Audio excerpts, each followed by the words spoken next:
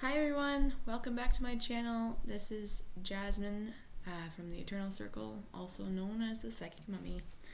Um, I just wanted to talk a little bit more about spirit guides. So we talked about the spirit guides being mainly teachers, mainly protectors, and healers. There are other types of spirit guides out there that help us.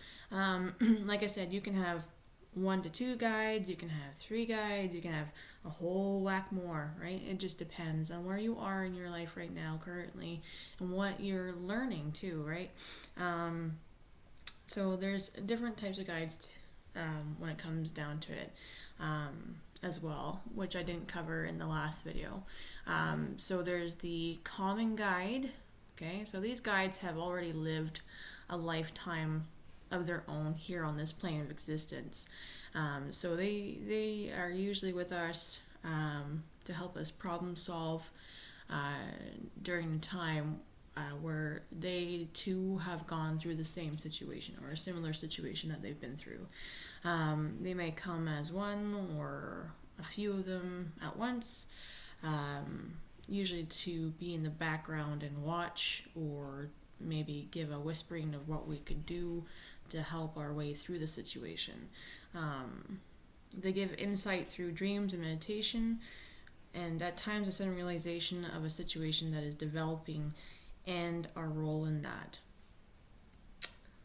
So it's almost like we get the little light bulb that kind of goes off and goes, oh yeah, that would have made sense if I did that, right? The other one, seeing as we already covered teacher guides, right?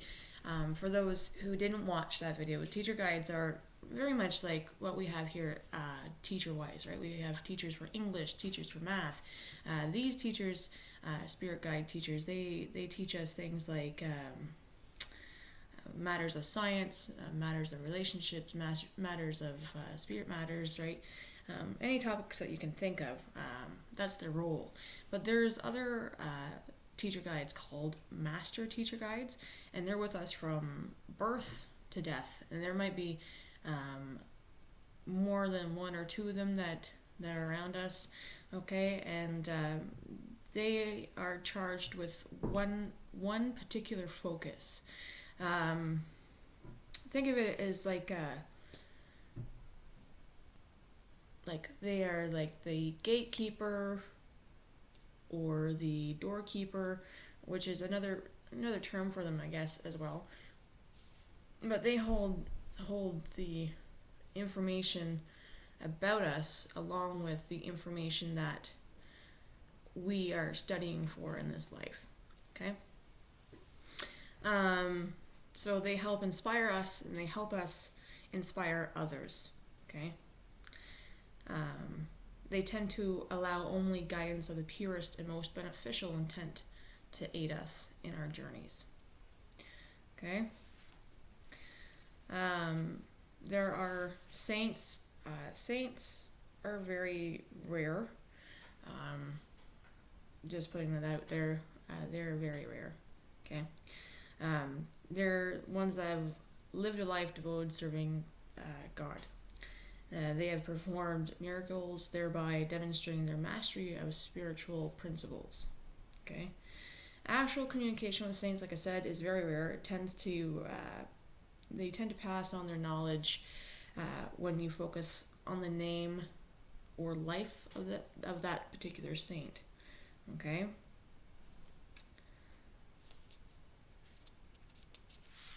Okay?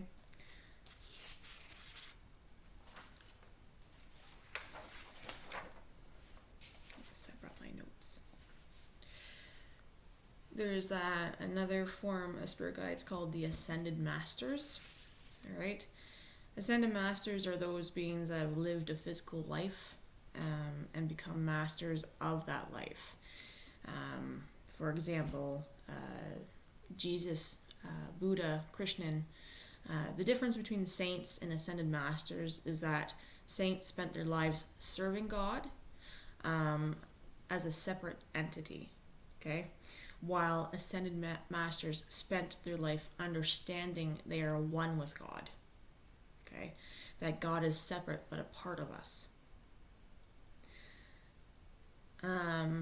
They seldom work with individuals, although it's not unknown. They tend to work on a broader scale for the good of the whole planetary consciousness. So they will work with a collective group of souls whose primary mission is to, or in life, is to improve humankind. So whether that be like a light worker circle, or whether that be a group of people that is focused on humanitarian needs, things like that. Okay, so the next one we're looking at is angels. Like I said, I kind of still am iffy on angels, but some people believe that angels can be spirit guides, but the vibration is a lot different than a spirit guide. Okay, so despite some beliefs, though, angels are not the same as loved ones that have passed over. They can't reincarnate. Okay, angels have never lived a physical life, and were created as divine beings. They were created to serve as messengers of the divine. All right. Angels have been with humankind since the beginning of time. So pretty much they were created, and then humankind was created, and there you have it, right? So they've been with us since the day we were created. They seldom talk to us in the manner of spirit guides, but it's not unknown for it to happen. Usually, my work with angelic realms, so say if I'm working alongside Michael, or if I'm looking for input, Michael seldom speaks, and when he does, it might be one word or two. Usually he gives the nod of approval or shakes his head.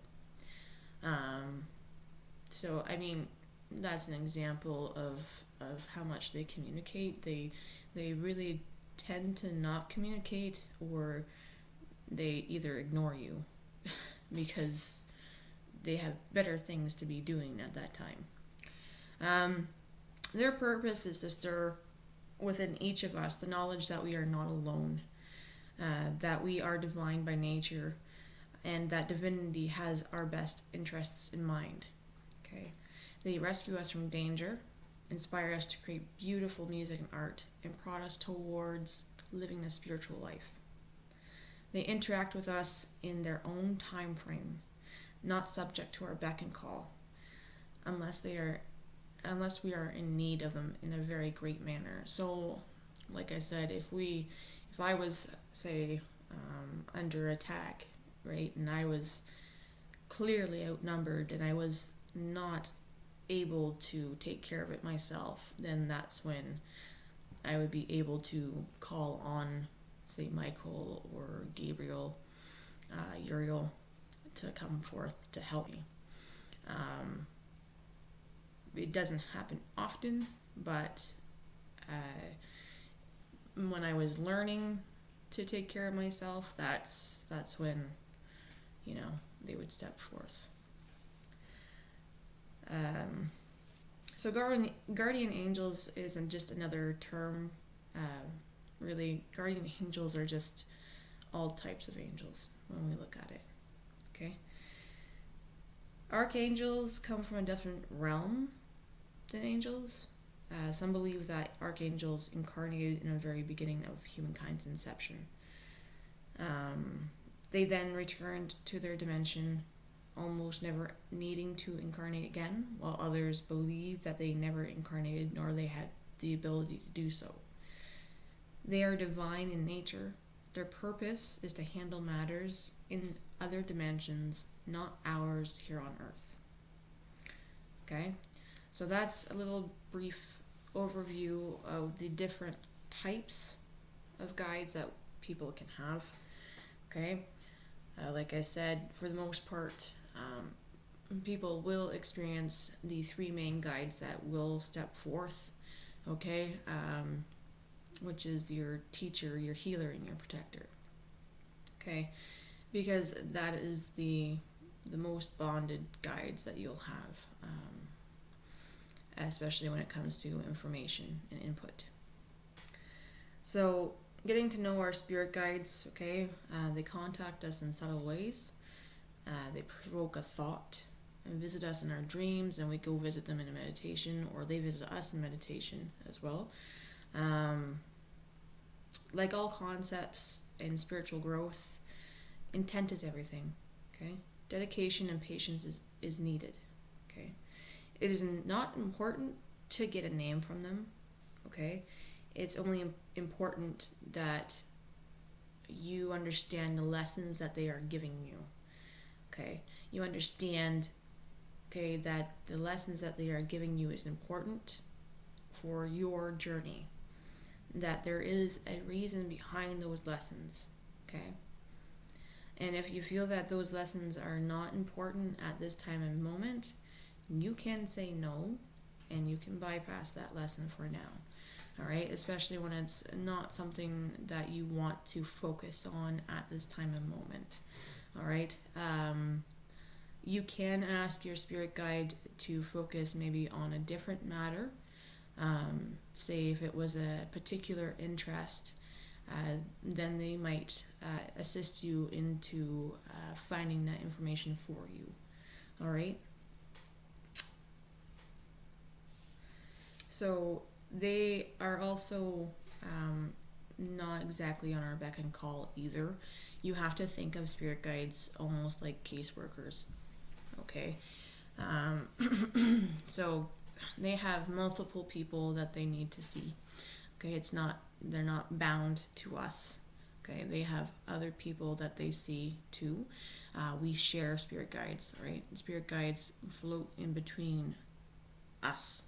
Okay, it's just the difference is that they might have changed their form between you and me, right? Because it's a form that we're comfortable with. But the energy, the frequency, the vibration is the same. All right? So that's the only difference, right? Is the form that they take.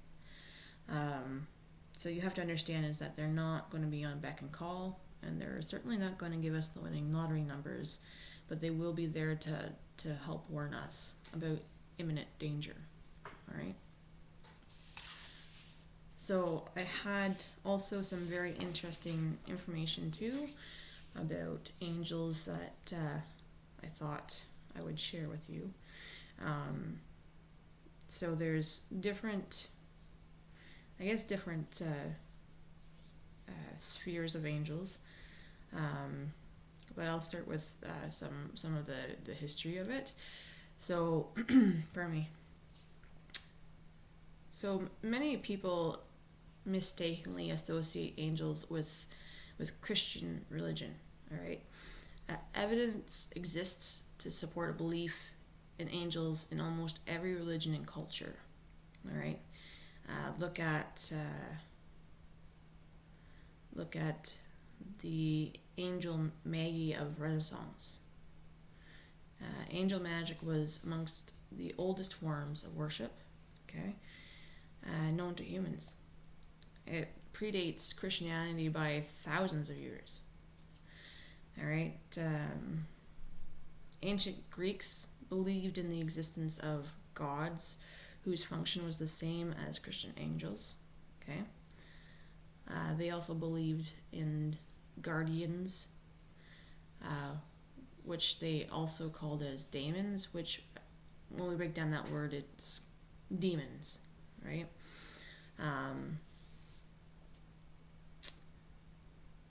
So Christians believed the angels and gods of other cultures must be devils in disguise.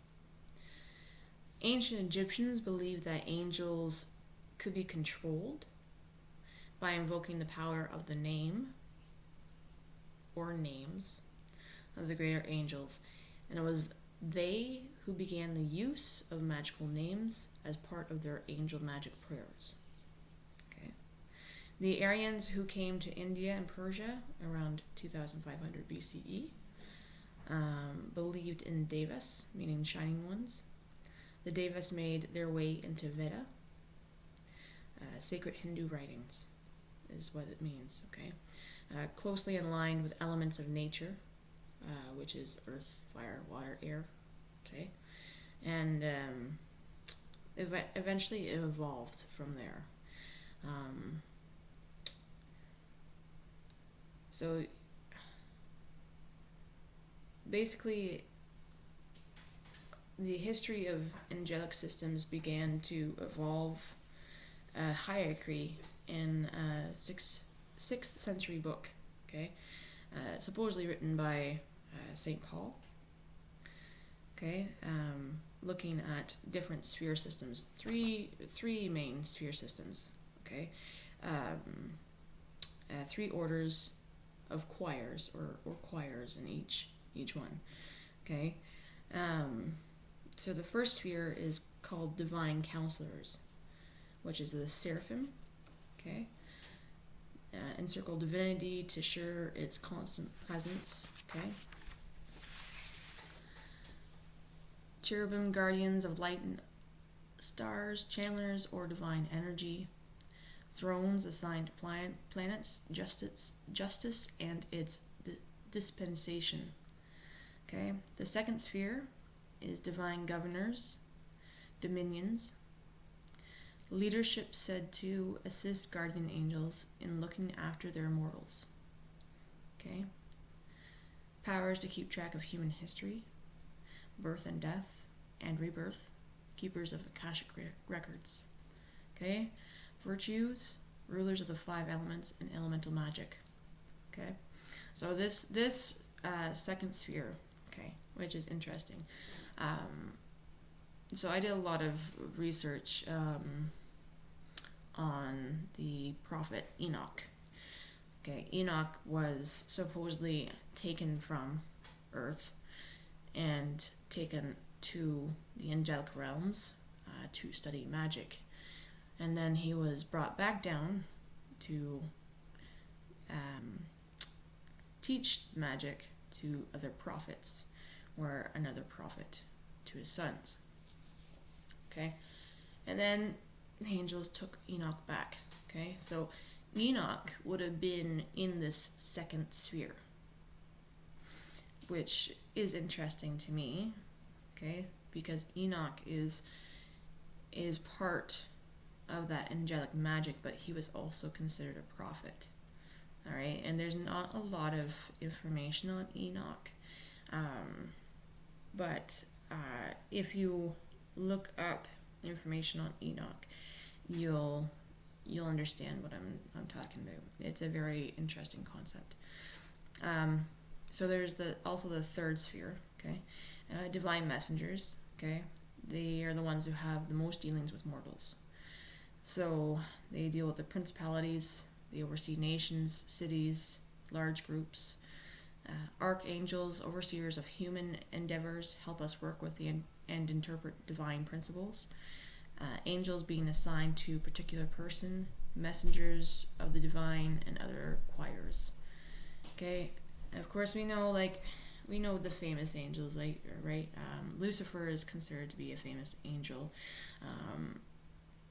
Okay, so he was sent to earth to strengthen our resolve by offering constant temptations, to teach us the necessary dark side of things. Okay, so then there we have Michael.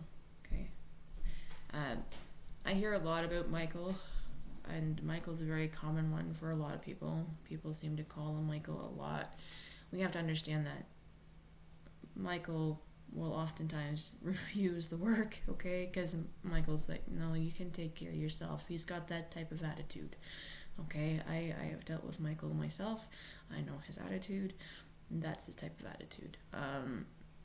Michael has other very important things to do, okay? Like I said before, angels do not serve on the beck and call list. They will help us when they are ready to help us, or if we are in a very troublesome position. Okay, then we got Gabriel, okay, and we have Ariel, and we have Raphael. I know more about Michael, Gabriel, and Raphael. Ariel, I don't know too much about Ariel, but from what I studied here, it says that Ariel means the shining earth. She's the guardian of visions, dreams, and prophecy. Okay. For those that don't know who Michael is, okay, Michael means who is like God. He's the angel of repentance, mercy, and righteousness. Gabriel is the God is my strength, is what his name is meant. Okay, angel of vengeance, death, and revelation. He and Michael are the only two angels mentioned by name in the Old Testament in the Bible, which I thought was very interesting.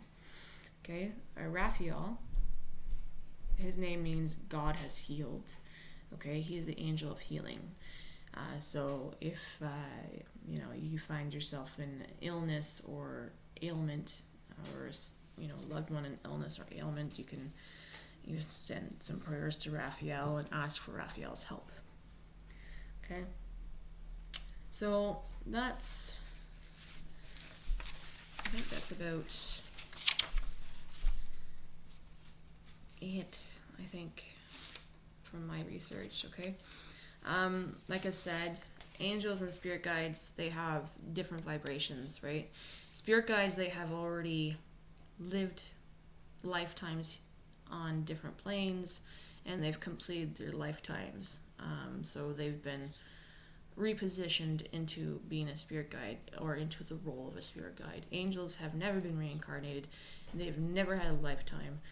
They are a pure form of energy that have been created by God itself, okay, by the Creator itself. So that's something to keep in mind, okay? So angels can be guardians, but to me, I see them as more as helpers than I see them as spirit guides. That's just how I see them.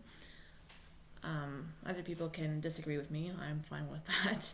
But to me, a spirit guide is someone who I can be able to communicate thoroughly with on a regular basis, or connect with on a regular basis, either through meditation or just because. If I'm trying to learn something, or if I'm doing healing work per se, right?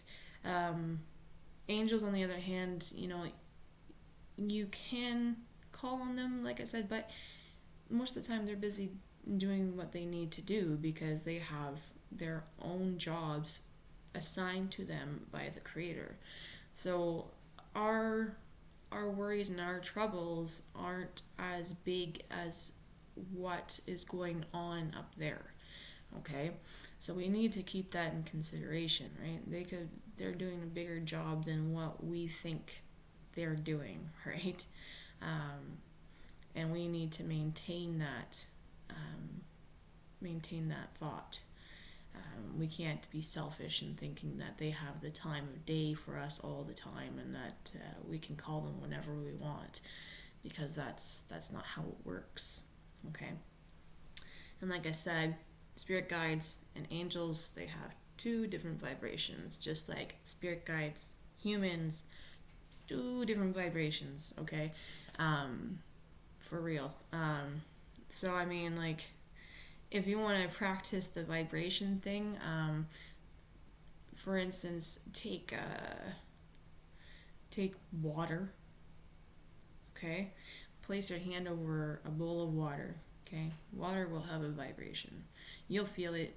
Okay, radiate that feeling on your hand. Okay, and write down what it feels like to you. Okay, feel what water feels like to you. Right, and the other one is a rock. Okay, grab a rock. I was going to say fire, but you don't want to touch fire. Don't do that.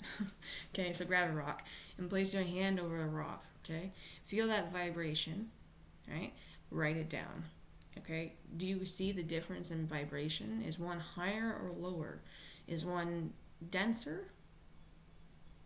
Is one lighter? Right? you have to see the difference in vibrations, right? Because all things have different vibrations. And even rocks amongst each other, they have different vibrations too, which is something that will be discussed a little bit later on. But it's experimental. So if you want to experiment, try that out for an experiment. Is take water and a rock and test out the different vibrations, because that's how vibrations work. And that's the difference between humans and spirit guides and angels. Angels have a very higher frequency, very higher vibration than a spirit guide has, okay? But a spirit guide has a higher vibration than what we would have. So we need to keep that in mind. So that is a little bit more information on spirit guides. I hope that clarifies things for you guys, and I hope that brings some light on angelic forms and whatnot for you as well. As always, take care of yourselves, enjoy the week, and love and light.